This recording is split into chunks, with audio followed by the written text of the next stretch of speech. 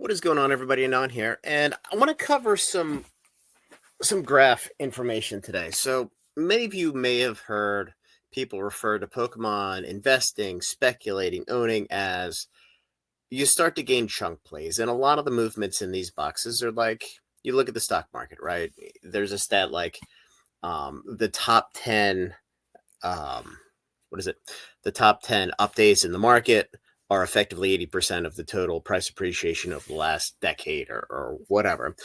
It's not particularly dissimilar with Pokemon, but we're in this weird era where we're very, very condensed.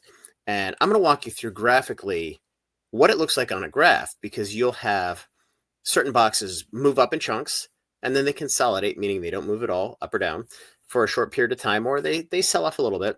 Then all of a sudden they take another move forward. So let me walk through this. I'm going to walk through Lost Origins, Chilling Reign, Silver Tempest, Brilliant Stars for Sword and Shield. Then we'll talk about Twilight, Temporal, and Paldea in Scarlet Violet because the graphs are a little bit different. The behavior is a little bit different. And then I'll go to one that looks like it's about to make a move with Astral Radiance, and we'll show you what it looks like on the graph. And by the time we get to the second or third one of these, you're going to be like, holy shit, I see what you're talking about now. So Lost Origins, which has been on an absolute tear. So if we go back, this is the one-year graph.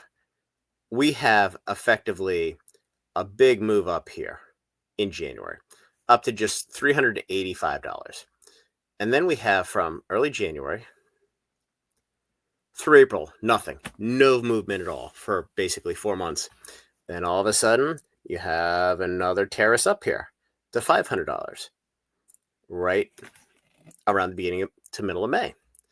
And then you have this period of consolidation where it's sold off. It just kind of sat here in no man's land, really until 2 weeks ago. And then up we go again. Now, this chart here is only showing 676.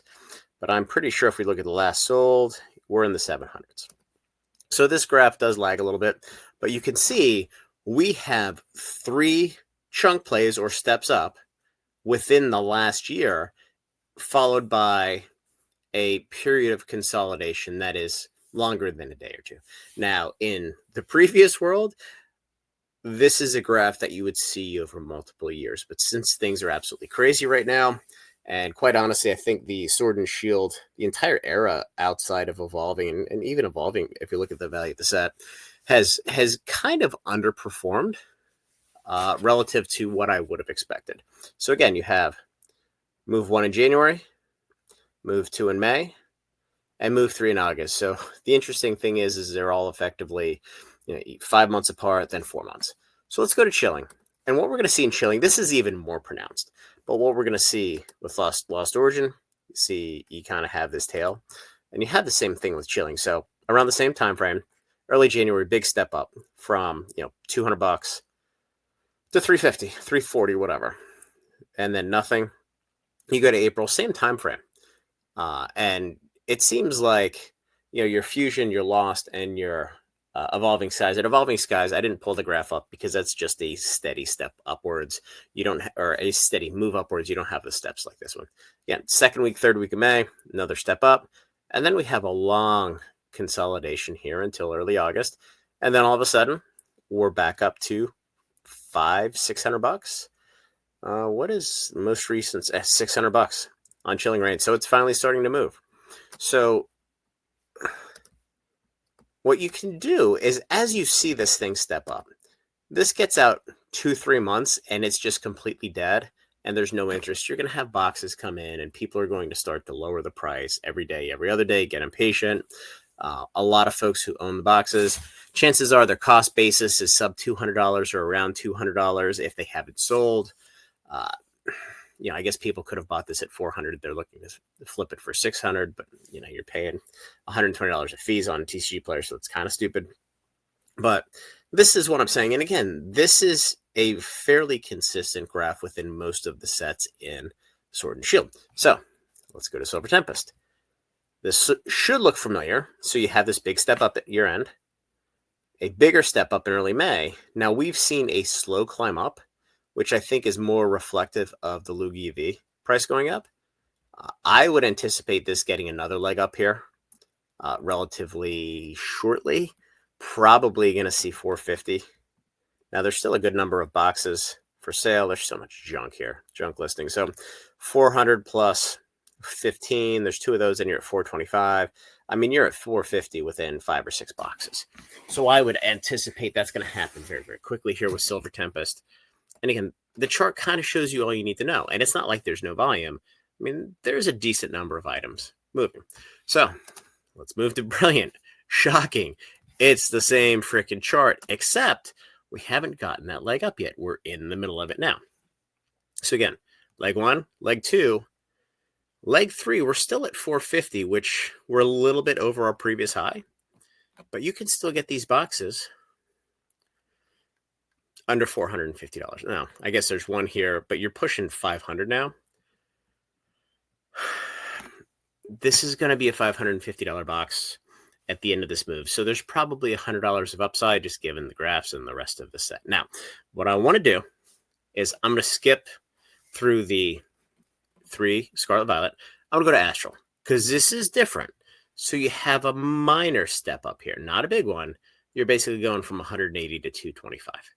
Now, from a percentage standpoint, decent. Then we have this big buyout here in early May. Now it's 35 boxes, and from May, you have this slow bleed on pretty light volume all the way down. So this is a set that's primed to take that next step up. And if you look again at the Brilliant, we had this slow bleed, and then all of a sudden it started to swing. Silver Tempest, slow bleed here, a little bit different. Slow bleed, and then leg up, slow bleed, leg up. So if you look at Astral, this is in the slow bleed. This is a logic test for a 6-year-old. What happens next? Chances are it's going to leg up, and it's going to get to probably $450 now. I'm not sure this set belongs with Silver Tempest or Brilliant Stars, but the 3 of those should be within 25 bucks of each other or 50 bucks or whatever. So if we look here,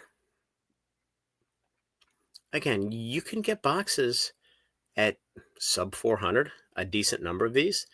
I haven't looked to see what the cases are, but I mean, if you can get a case that's sub 2,400 bucks, it's a pretty damn good deal. Now, that's Sword and Shield, and feel free to look at the graphs in your own spare time. If you see something like this, you're kind of buying at the trough. Chances are it's going to swing up because the tail's kind of wagging the dog here, where Evolving Skies moved up first, then Fusion and Lost Origin. Now we're seeing some of the other sets follow with Silver Tempest chilling, and you're basically seeing the highest quality sets move, drag the mid quality, and then it's going to start to drag some of the laggards per se. So I should say lesser sought after. So let's look at Twilight. So Twilight's a little bit different, where we saw a little bit of a leg up here. This is into February. And then we saw some sell-off here. There were some booster bundles and stuff come to market. You get up to 220. These sets just start to slow down a little bit. But then you continue to churn volume down here. And the box price just moved up and up and up. We get to an all-time high here in early July. And then on the chart, you can see right here, it's taken a breather. So what's going to happen here, in my opinion, is we're going to consolidate. And then next thing you know, come probably 2-3 weeks from now, we're going to take a move up to 325. Because there's very little new product coming. We have some ETBs coming at inflated prices. The ETBs are going to have nothing. Zero impact whatsoever in the booster box price. And if we look down here, we're 290. Not a whole lot of boxes, and we're at 300. And there's probably... I was wondering why there's 400 listed. There's probably one seller that has like 250 because there's normally not that many here. What the hell is wrong with this? Yeah, Trading Card World has 280, as they tend to do. So you have 150 boxes for sale. So this one's going to move next. Let's look at Paldea. I skipped over Temporal for a second. Same thing. It hit its peak here in early July, and it's just been consolidating. The reprint news set it back a little bit, but quite honestly, this is ready to do the same thing. 102 boxes. It's going to take the next leg up to 450, and it doesn't take that many boxes to do it. but that's what the graph says. And again, all these graphs are so similar because the highest quality assets move, and then people start to bargain hunt, and everything falls in line right behind it. Now, temporal. The reason I bring this up is this has been a complete and total sleeper. So this is up from $100 to $230 in the last year. And you can see here's kind of a step up, little consolidation. But this has just continued to go up because there's no more supply coming to market. You can see the demand selling. But here in the last month, it's been a consolidation point. So this thing is about to start moving again. And there's no product coming out. No ETBs, no anything. Now we do have some loose packs with the Ogerpon Mask EX collection, or Mask of Ogerpon, whatever the hell it's called.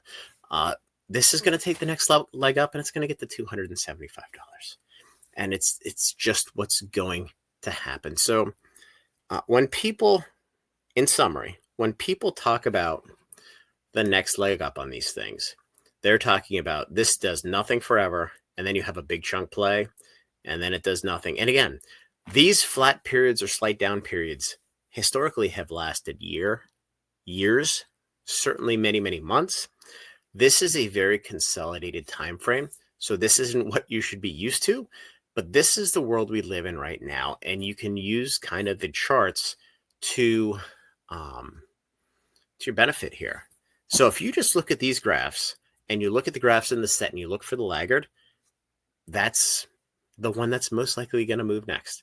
It doesn't matter what any of these fucking guys on YouTube say.